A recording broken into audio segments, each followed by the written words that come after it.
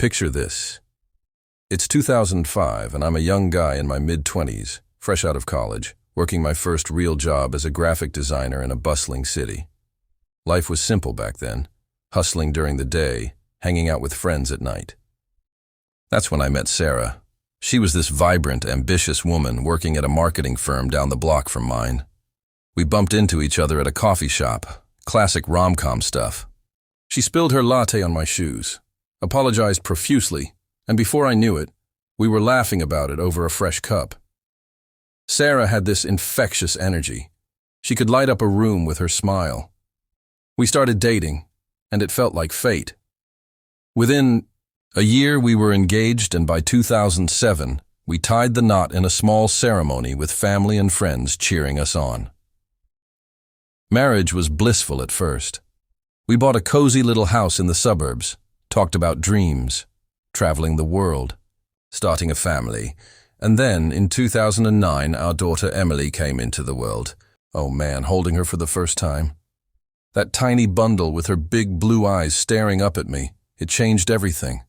I remember whispering to her, "Daddy's here, and I'm never letting you go."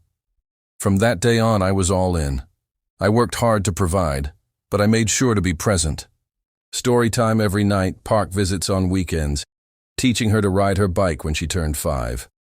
Emily was my world. She'd run into my arms after preschool, calling me her superhero dad. Sarah and I were a team, or so I thought. But cracks started showing around Emily's 3rd birthday. Sarah got a promotion at work, which meant longer hours, more travel. I was happy for her. She deserved it. But it shifted things.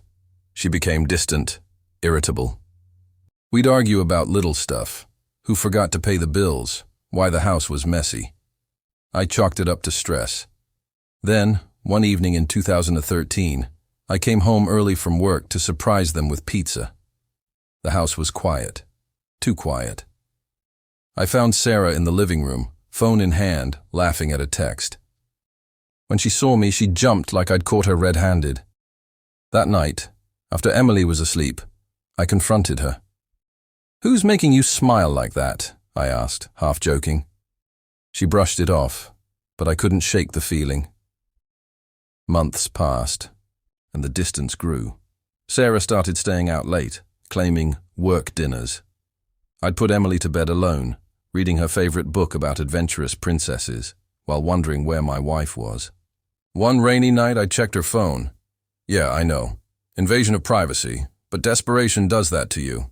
There they were, messages from a co-worker, flirty at first, then explicit. My heart sank. We fought like never before. She admitted to the affair, said she felt trapped in our routine life. I begged her to think of Emily, to go to counseling. We tried for a bit, but it was futile. By 2014, we were separated, and the divorce papers followed. Custody battles are hell, folks. Sarah wanted primary custody, painting me as the absent father because of my job.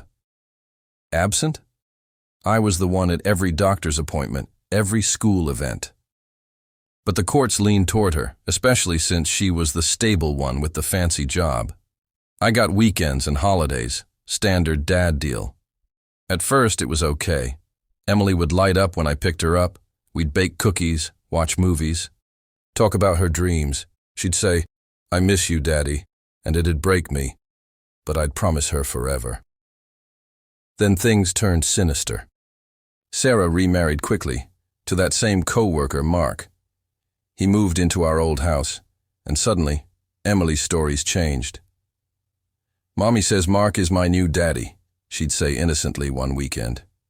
I laughed it off at first, but it stung.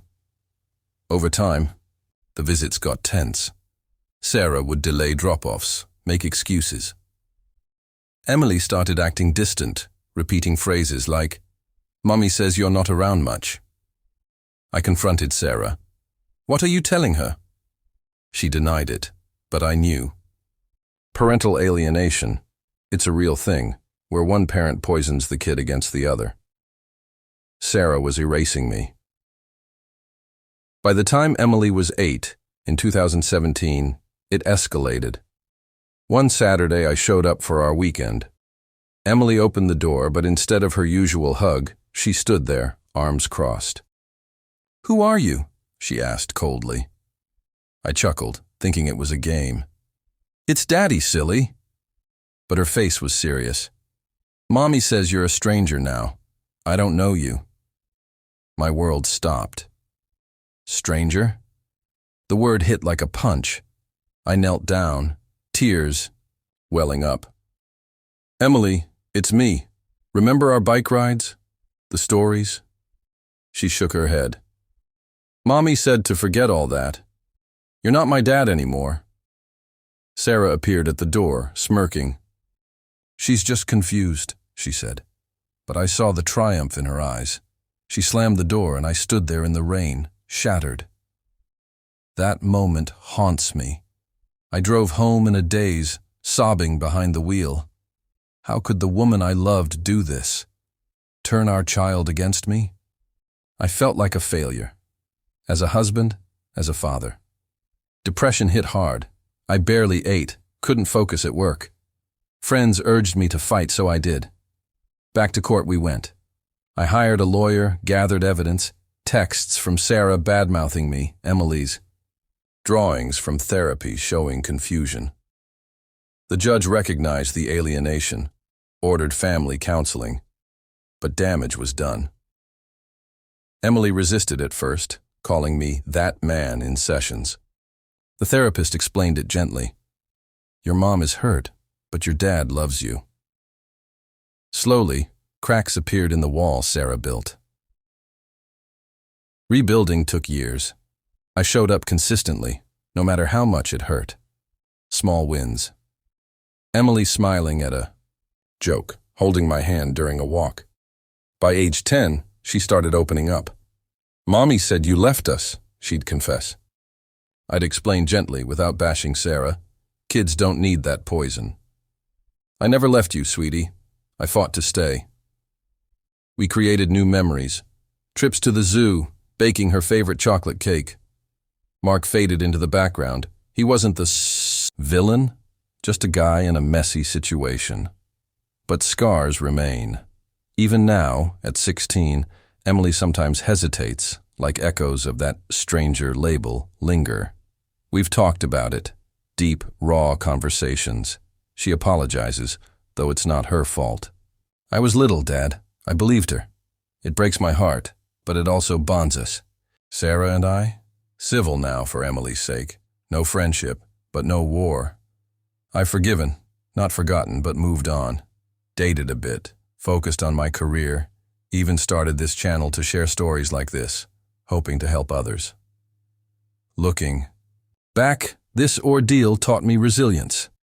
Fatherhood isn't about biology. It's about showing up, even when it hurts. To any dads out there fighting alienation, don't give up. Document everything. Seek help. Love fiercely. And moms, please don't weaponize your kids. It damages them most.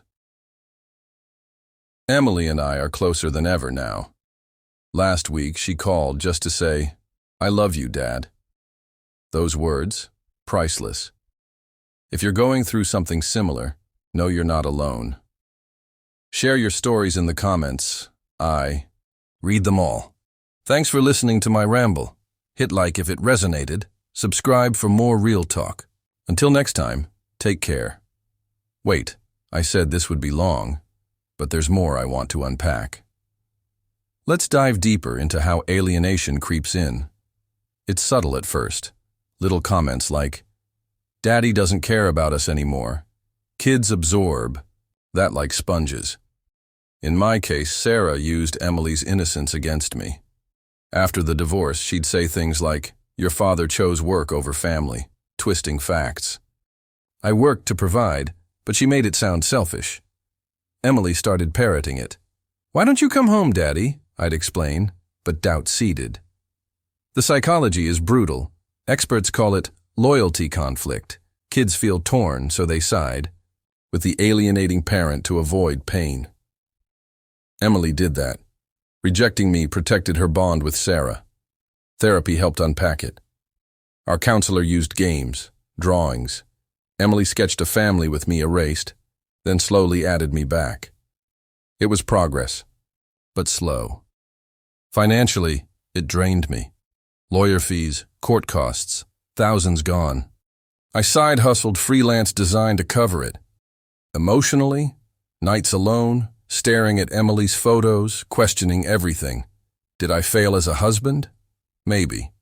I wasn't perfect, worked late sometimes, argued too, but nothing justified erasing a father. Society doesn't talk enough about this. Dads are often seen as disposable in custody wars. Stats show 80% of custodial parents are moms, and alienation affects millions. I joined support groups online, Reddit forums, Facebook pages, hearing others' stories, validating. One guy shared how his son called him bio-dad after years of brainwashing. We swapped tips. Stay calm, don't retaliate, focus on the child. For Emily, the long-term effects worry me. Trust issues, maybe anxiety. She's in therapy still, thriving in school, but I see shadows. Last year she had a meltdown over a boyfriend, feared abandonment. We talked it through, linked it back. She's resilient, though. Wants to study psychology, help others. If I could rewind, I'd spot signs earlier. That first affair hint? Address it head on, communicate better in marriage. But hindsight's 20/20. Now, I advocate. Spoke at a local conference on family dynamics. Wrote a blog post that went viral. This video? Part of that. Spreading awareness. To Sarah, if you're watching, I hope you've reflected. Emily needs both parents. No winners in alienation. To Emily, kiddo, if you see this, I'm proud. You're my hero.